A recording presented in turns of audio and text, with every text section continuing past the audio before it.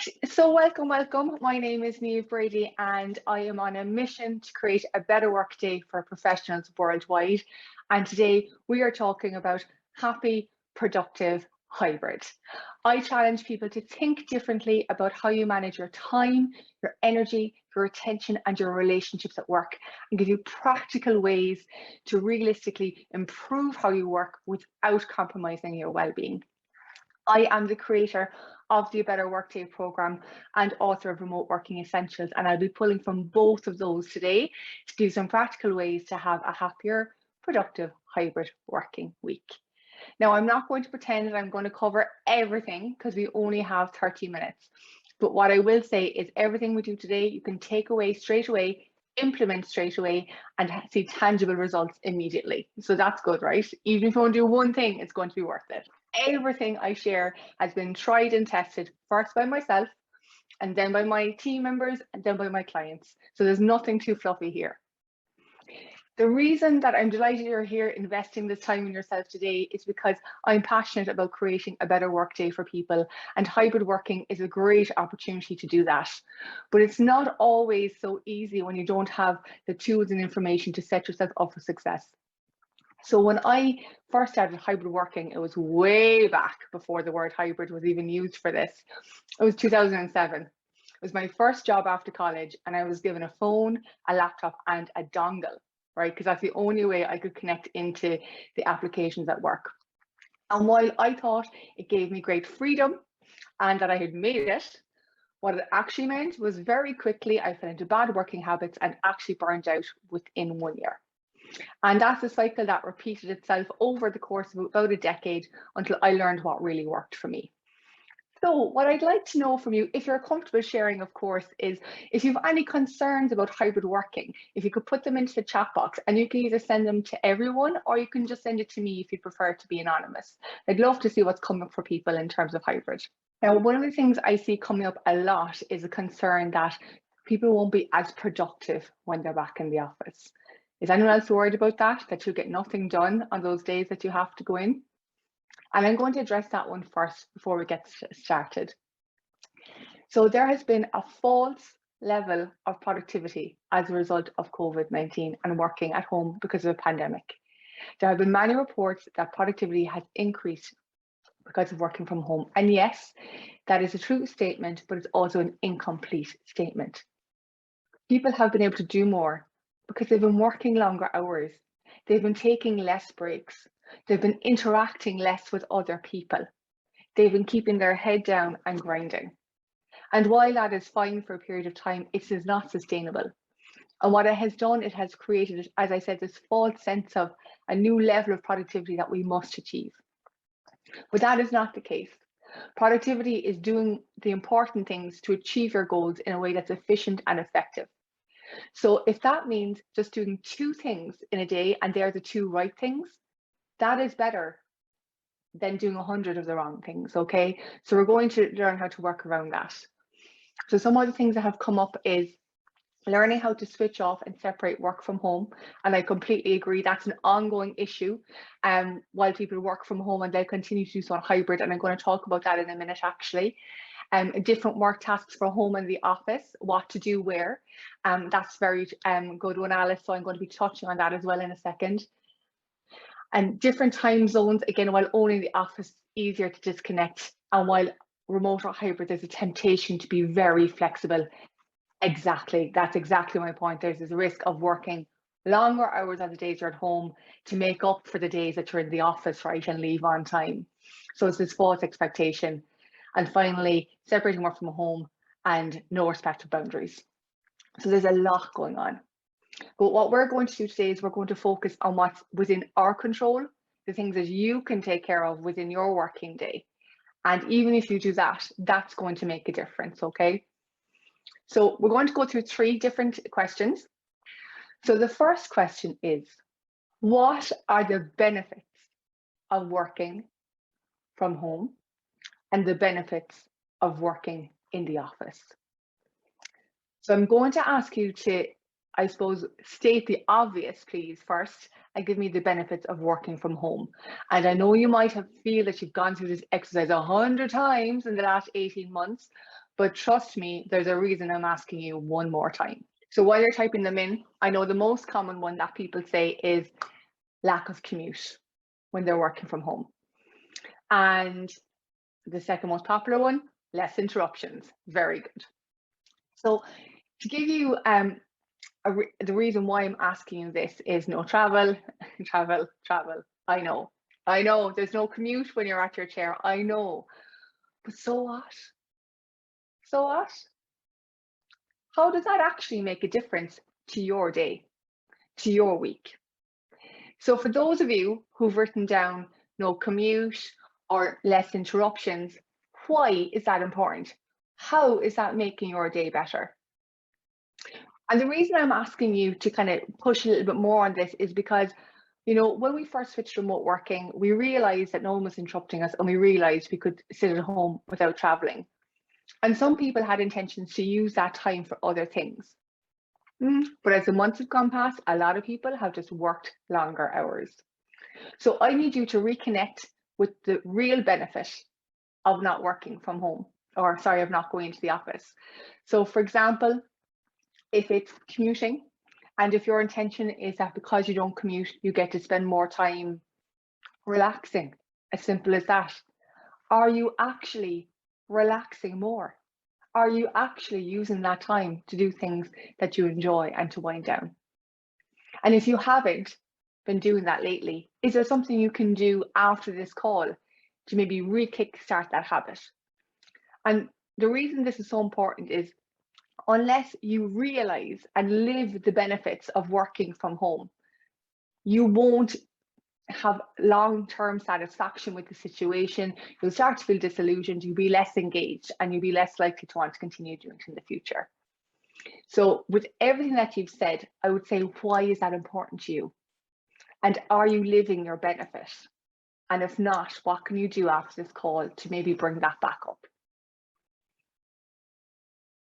Now, trickier question for some people. What are the benefits of working in the office?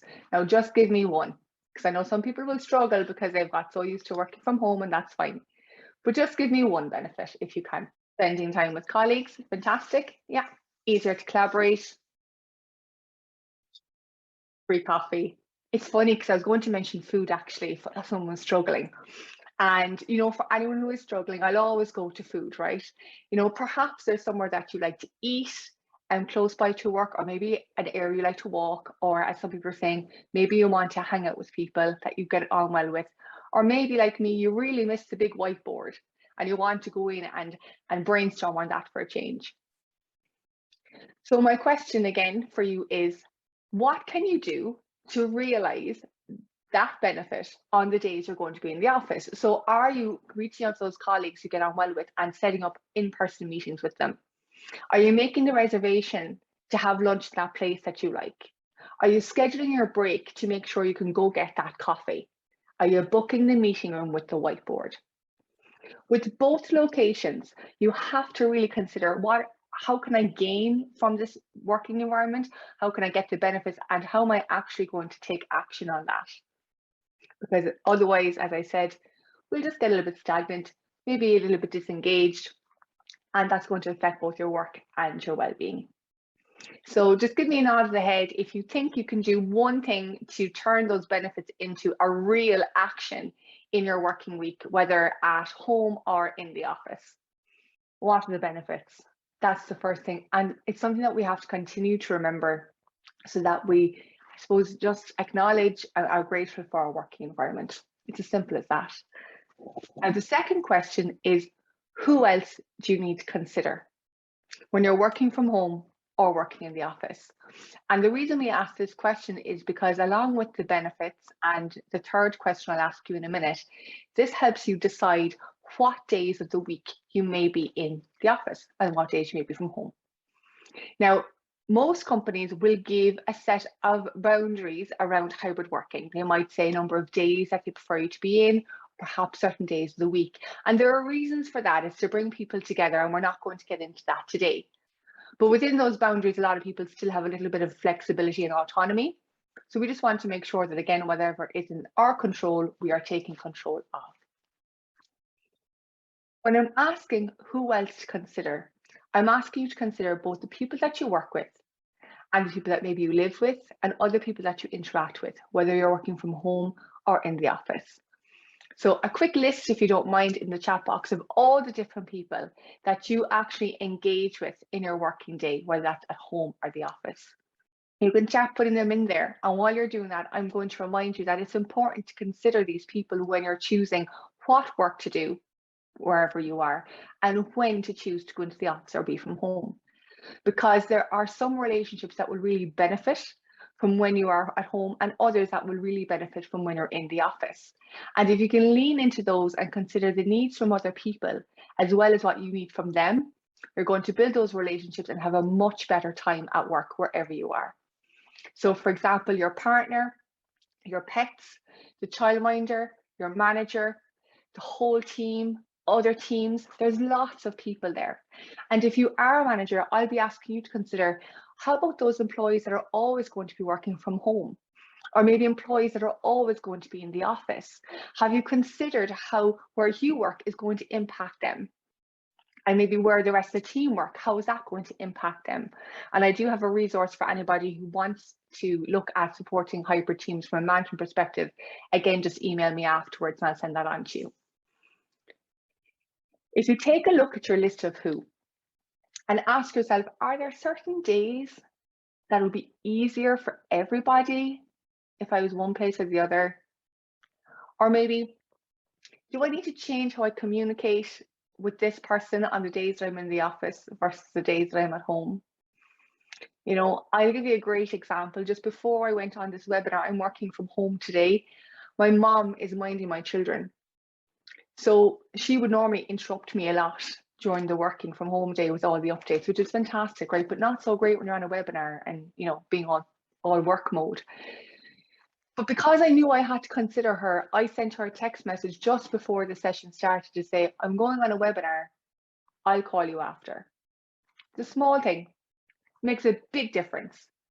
I'm not worried about being interrupted. She's not trying to reach me and getting frustrated that she can't. Now that's just one person. Expand that out to your colleagues, to your spouse, to your children, to your childminder. Again, think of your daily routine and how might that change day to day. What else do you have to build into your working day? Who else do you need to consider? I hate to say it, it's not all about you. And by thinking about the other people that you interact with, you actually have a better chance of setting your week up for success because you can proactively manage those relationships a little bit better, allowing you to get more work done wherever you are. So I'll just give that a second to sink in. Now, the third question, and this is the one really, somebody was asking, you know, what work to do where. Working from home is good and working in the office is good. Neither is perfect. There are differences in both, and it really does depend on what your home setup is and what your office culture is like. But there are good and bad sides. And what we want to do is list the differences between both work environments. Now, if you were working with me in a workshop or one-to-one, I would get you to fill out a list of 20 things, 20 differences between working from home and working from the office, because there are at least that many, going from the big stuff like the commute to the small stuff like access to water and being reminded to take a little break, right? There's lots of differences, at least 20. We'd run way over if I forced you all now to fill out 20 and give me the nod when it's done. So I'll settle for one, right? I'll settle for one difference between working from home and working in the office. Okay, so I got one, the first one I see coming, it's actually a fantastic one, because remember, the reason I'm asking you this is so that you can decide what work to do where and maybe what days to go in within the boundaries of your company. And the first response I got there was Wi-Fi speed and connectivity.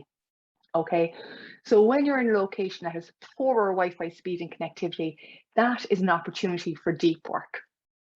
That is an opportunity for uninterrupted work on activities that you shouldn't really be, you know, filling with little social media checks and email checks, you know, activities that you really would benefit from taking a longer period of time to concentrate on.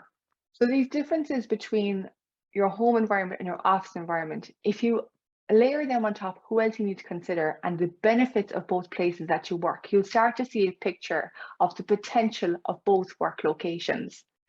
And then you can start to slot in the different tasks that would work best where you are. Not perfectly, just best, okay?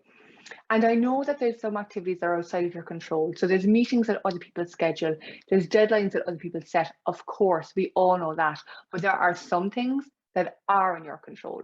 So if you can schedule those to fit within your own preferences, then you will really make the most out of wherever you work. So just to recap so far, because we're going to get on to the piece that brings it all together now. What are the benefits of where you work, and are you living those benefits? Are you making them a real activity during your working week to help keep you motivated and keep you engaged? Are you considering the other people in your working environment, whether or not they're fellow employees or indeed members of your family and friends? And are you proactively considering how you can support both them and yourself in your working day to help things run a little bit more smoothly? And thirdly, are you looking at the differences between home and the office and asking yourself, how can I use this to my advantage? How can I use slow Wi-Fi and poor connectivity to actually focus on the deep work, right? Instead of trying to do those activities that need a lot of online connectivity to get done. And that's just one example. Now, somebody mentioned earlier at the top of this when I asked about the concerns, and that's disconnecting from work. And the good thing about the hybrid work environment is that on the days that you are in the office, that physical boundary is being restored. So you're able to physically leave a building and travel back to your home and disconnect, which is great. But of course, we will still be working from home. And one of the things that you can do to help disconnect wherever you are is to have a consistent end of day routine. So no matter where you work, if it's in the office, on your couch, or on the beach, you finish your workday the same way every day, no exceptions. So a great example of this is, and people will smile now because people who know me already will have heard this, you set your alarm for 15 minutes before you plan to end the workday. And I say plan to end the workday because some days you might be intentionally working longer hours, and that's fine, right? 15 minutes. When the alarm goes off, be prepared to end the day. So you might ask yourself, what went well today? What's coming up tomorrow? Do I need to change my approach with anything? You write down what you're going to do. And then, and this is the key to hybrid working, it is the secret to success, and it's so easy. You pack your bag, right? So whatever bag you use to bring your stuff to the office, you pack that bag every evening, no matter where you are.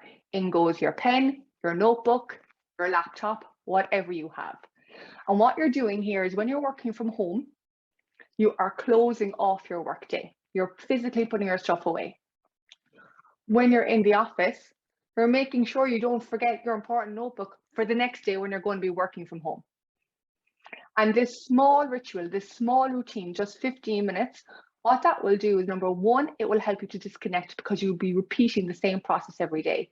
Number two, it will allay any concerns or worries about what if I forget the file, or what if I forget this thing or that thing when I'm working in one place or another, because you always pack them, you always put them away. It's a small, simple thing.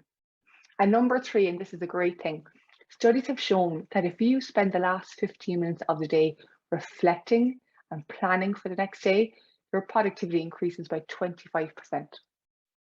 Because just by giving yourself that space to think, to wind down and just to let your brain do its magical thing, you're improving your decision making. You're making better choices about how you're going to act the next day, which means you're going to have a better work day the following day. So that's it. That's it.